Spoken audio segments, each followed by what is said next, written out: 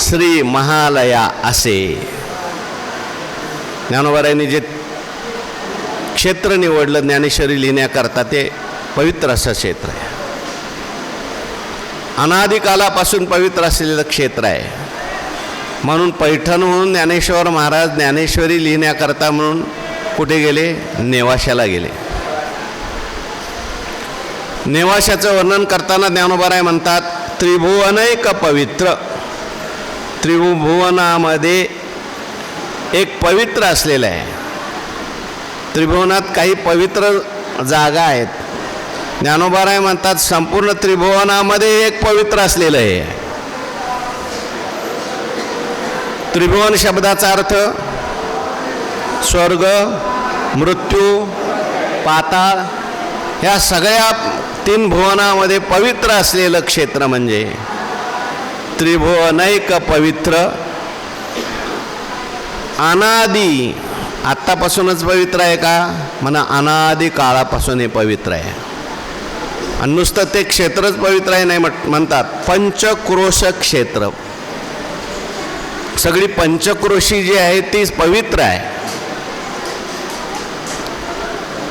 पंचकोश, त्या पंचक्रोशीमध्ये पूर्वीपासून भगवंताच्या लीला घडलेल्या आहेत. जेथ जगाचे जीवनसूत्र श्री महालया असे. ज्या ठिकाणी जगाचं जीवनसूत्र असलेली श्री महालया त्या ठिकाणी निवास करते. महालया म्हणजे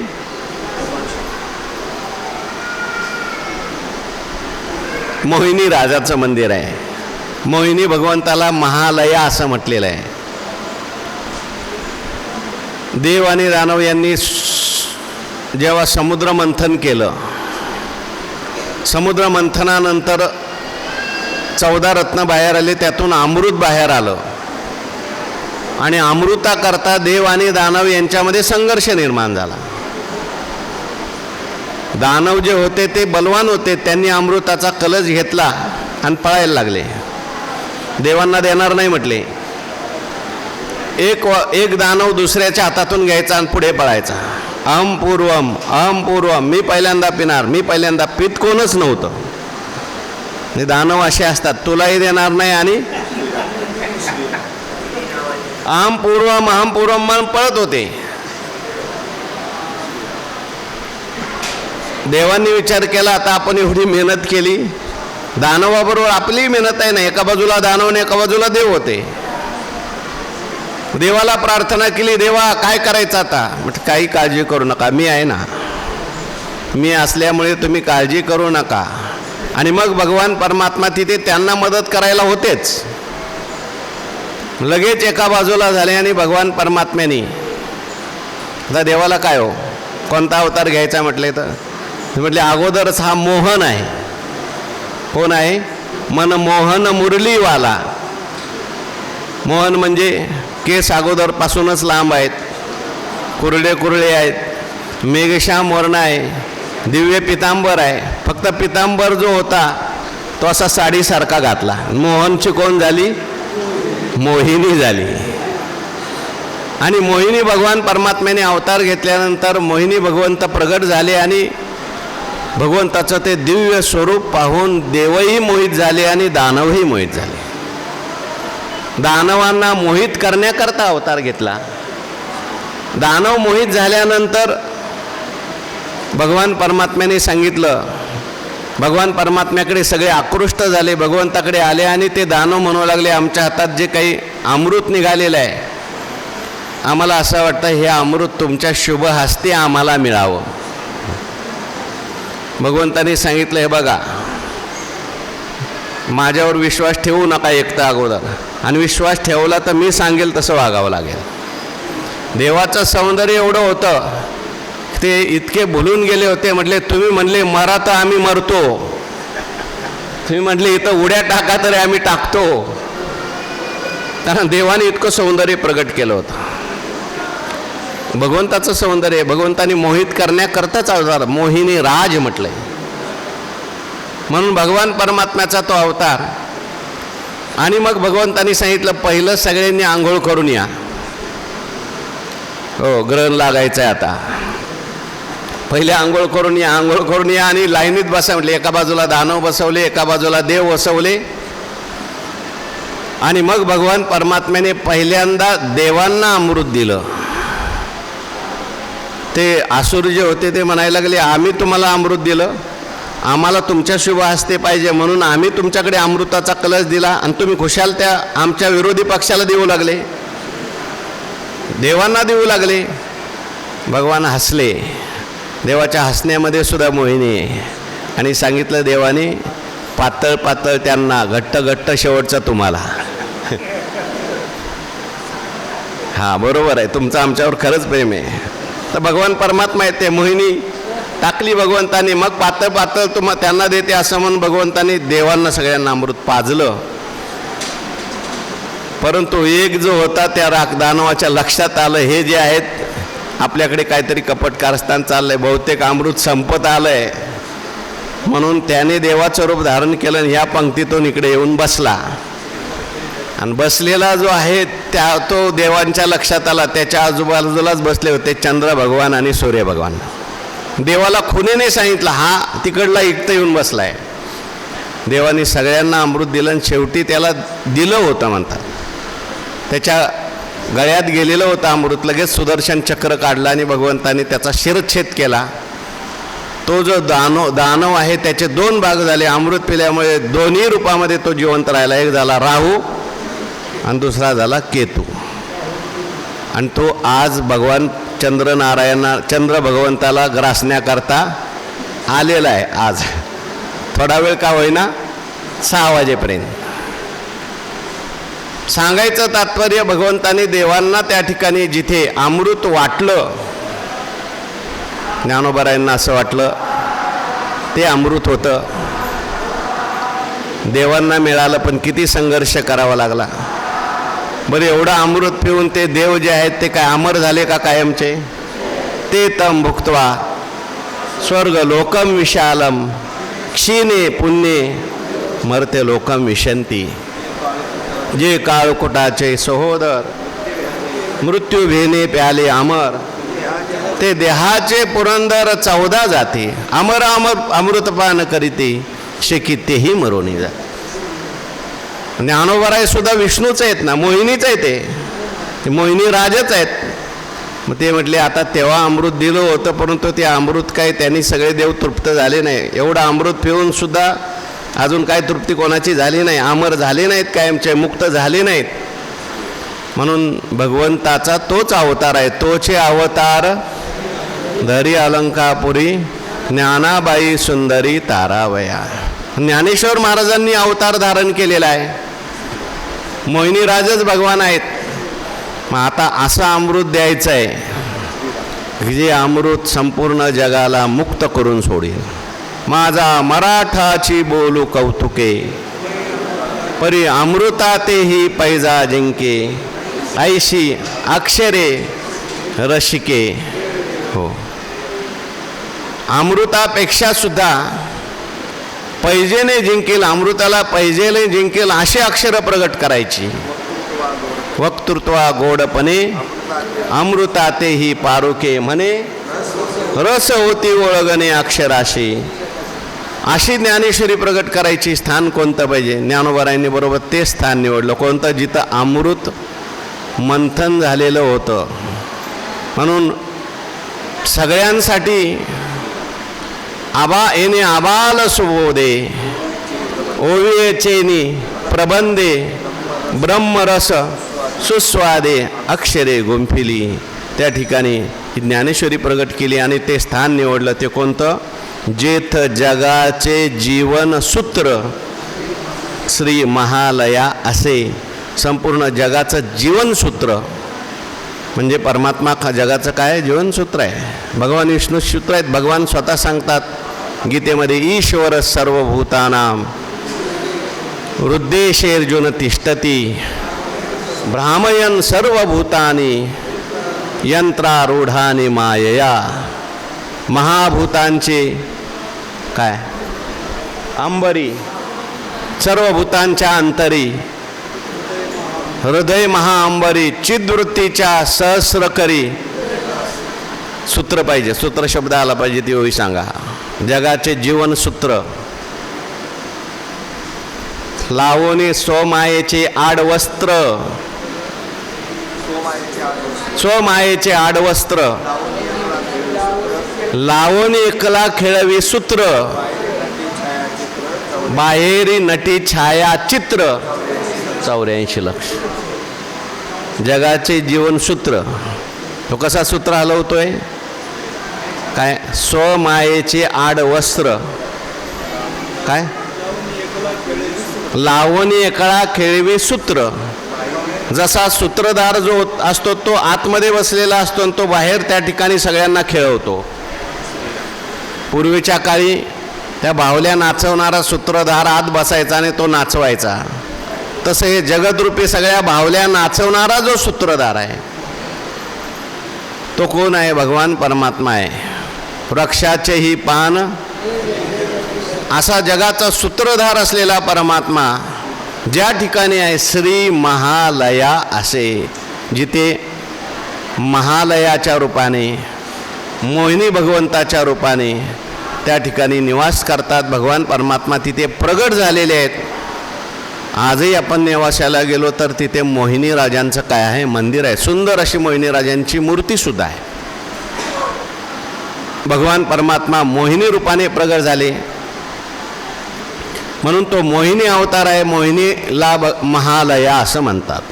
संस्कृतमध्ये महालया त्या ठिकाणी महात्म्य नावाचा ग्रंथ आहे. मामांनी ज्ञानेश्वरीच्या प्रस्तावनेमध्ये महालया महात्म्यातले काही श्लोकसुद्धा इथे सांगितलेले आहेत. त्या महालयाचं काय महात्म्य आहे म्हणून असं महालया त्यांना काय म्हटलंय? भगवंताच्या ठिकाणी सगळ्यांचा लय आहे.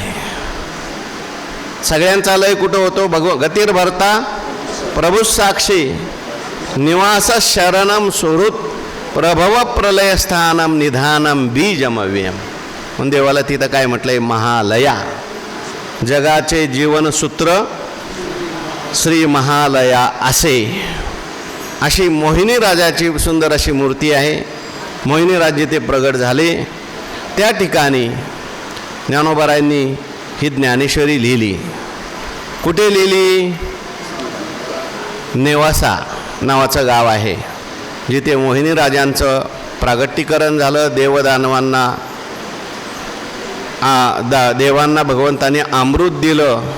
तसं आपल्याला सगळ्यांना अमृत देण्याकरता ज्ञानोबारायांनी तिथेच मोहिनी राजाच्या मंदिरात नाही, तिथे एक भगवान शंकराचं मंदिर आहे, करवीरेश्वराचं मंदिर आहे. आणि त्या मंदिरामध्ये बसून ज्ञानोबारायांनी त्या ठिकाणी ज्ञानेश्वर महाराज, निवृत्तीनाथ महाराज ही सगळी मंडळी पैठणहून आली. आल्यानंतर अनेक इतिहास सांगितले जातात. त्या मंदिरामध्ये त्या ठिकाणी बसले आणि मंदिरामध्ये ज्या खांबाला टेकून ज्ञानेश्वर महाराज बसले त्याला पैस खांब असं म्हणतात. ज्ञानोबारायांनी त्याला पाठ लावून बसले आणि पाठ लावून ज्ञानेश्वरी सांगितली. सगळी संत मंडळी असताना निवृत्तीनाथ महाराजांनी आज्ञा केली आणि आज्ञा केल्यानंतर ज्ञानेश्वर महाराजांनी ज्ञानेश्वरी लिहिली. त्यावेळेस त्या ठिकाणी राज्य कोणाचं होतं त्याचंही वर्णन ज्ञानेश्वर महाराजांनी केलं. ते पुढच्या ओळीमध्ये वाचा. पुढची ओळी. तेथ यदुवंश विलासू जो सकळ कळा निवासू न्यायाते पोशी क्षितिषू श्रीरामचंद्रू. ज्ञानेश्वर महाराजांनी इथे त्यावेळेस असलेले जे राजे आहेत त्यांचंही वर्णन केलेलं आहे. ज्ञानोबारायांच्या अंतःकरणामध्ये त्यावेळेस असलेल्या राजाच्या विषयी आदर दिसून येतो. ज्या अर्थी ज्ञानोबाराय वर्णन करतात त्या अर्थी तो राजाही सामान्य नसला पाहिजे. बरं, ज्ञानोबाराय कोणाचंही वर्णन करायला मोकळे नाहीत. कोण राजा होता त्यावेळेस? कारण राजा हा सुद्धा ईश्वराचं स्वरूप मानलेला आहे. म्हणून ज्ञानोबाराय म्हणतात तेथ यदुवंश विलासू. यदुवंशामध्ये शोभा असणारा भगवान परमात्म्याचा वंश जो आहे तो यदुवंश आहे, श्रेष्ठ असलेला वंश आहे. जसे भगवान परमात्मा त्या यदुवंशामध्ये अवतीर्ण झाले, भगवंताला यदुकुल दीपक असं म्हटलेलं आहे. तोच वंश पुढे त्यातलेच काही लोक त्या ठिकाणी भगवान परमात्म्याने जेव्हा द्वारका बुडवली, ह्या भगवंताच्या वंशातले काही लोक इतिहासकार सांगतात की नाशिकमध्ये आले, शिन्नर भागात राहिले आणि त्यानंतर त्यांनी आपलं साम्राज्य देवगिरी या ठिकाणी केलं. आता ज्याला आपण संभाजीनगर म्हणतो. देवगिरीचा जो किल्ला आहे तो यादवांच्या काळातला किल्ला आहे आणि त्या यादवांच्या काळातले मोठे मोठे राजे त्या ठिकाणी होऊन गेले आणि त्या परंपरेमध्ये संपूर्ण महाराष्ट्रावर ज्यांचं त्या काळात साम्राज्य होतं यादवांचं, तो यदुवंश विलासू, यदुवंशामध्ये विलासणारा शोभिवंत असा, यदुवंशालाही शोभा येईल असा जो राजा आहे. कसा आहे तो? सकळ कळा निवासू, ज्याच्या ठिकाणी सर्व प्रकारच्या कला आहेत. सगळ्या विद्या त्या रामचंद्र महाराजांच्याकडे होत्या, सगळ्या कला त्यांच्या राज्यामध्ये निवास करत होत्या. यादवांच्या जे काही राजे होऊन गेले त्यांच्यामध्ये महान प्रतापी, महान न्यायी, महान त्या ठिकाणी धर्मशील असे राजे होते. त्यांचं नाव श्रीरामचंद्र, त्यांचाच वंश आहे.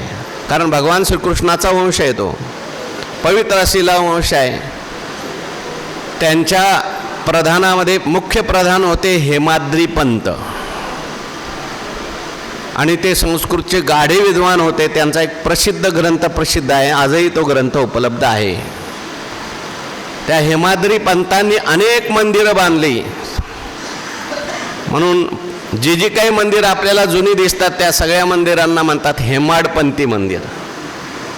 ते हेमाडपंथी म्हणजे काय?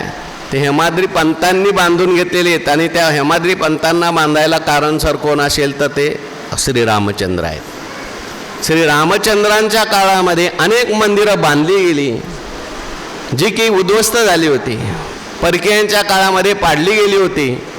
अशा सगळ्या मंदिरांचा जीर्णोद्धार श्रीरामचंद्र महाराजांनी केला.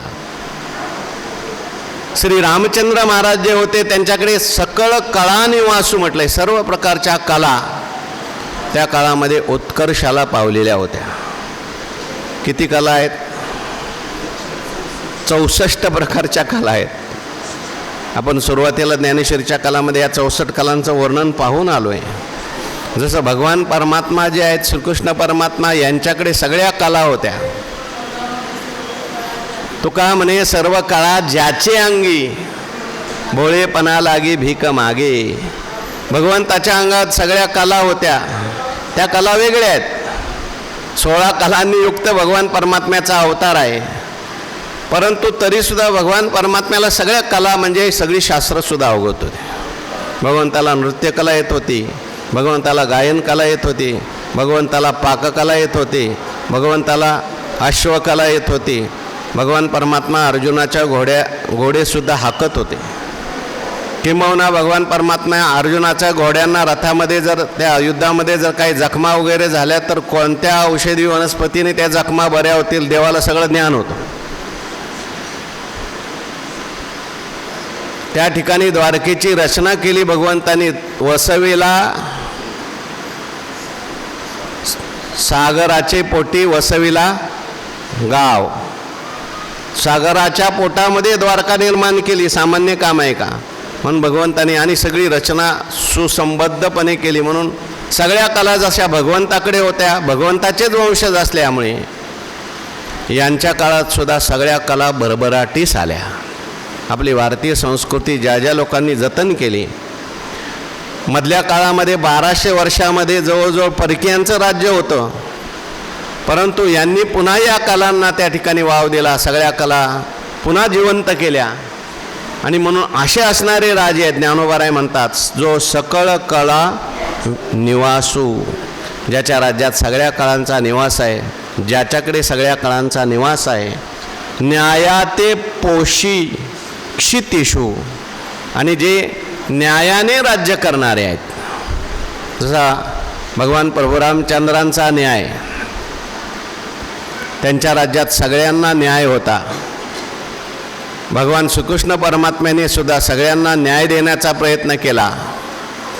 त्याप्रमाणे हे रामचंद्र महाराज यांच्या काळात सुद्धा न्यायाते पोषी, त्या ठिकाणी न्याय पुष्ट झालेला आहे. राजाकडे काय असला पाहिजे? न्याय असला पाहिजे, तर राज्य व्यवस्थित चालतं. न्याय अन्याय निवाडा व्यवस्थित करता आला पाहिजे, नाहीतर अन्याय वाढतोय आणि न्याय जर लोकांना मिळत नसेल तर लोक दुःखी होतात. परंतु जेवढे लोक अन्याय करणारे होते त्या सगळ्यांना दंड करणारे श्री रामचंद्र होते. जे न्यायाने वागणारे होते त्यांना प्रोत्साहन देणारे श्री रामचंद्र होते. म्हणून न्यायाते पोषी क्षितिषु, क्षितिषु म्हणजे राजा, श्री रामचंद्र, ते रामचंद्र असं वर्णन त्या ठिकाणी केलं. तेथ महेशान्वय संभूते श्री निवृत्तीनाथ सुते, केले ज्ञानदेवे गीते देशकार लेणे. श्री रामचंद्र असं नाव लिहिलं आहे. ज्ञानोबारायांनी रामचंद्र राजाचं नाव घेताना सुद्धा श्री शब्द वापरला आहे. ज्ञानोबाराय श्री वापरत आहेत, म्हणजे ऐश्वरी संपन्न हा राजा आहे, दैवी संपत्तीने युक्त हा राजा आहे.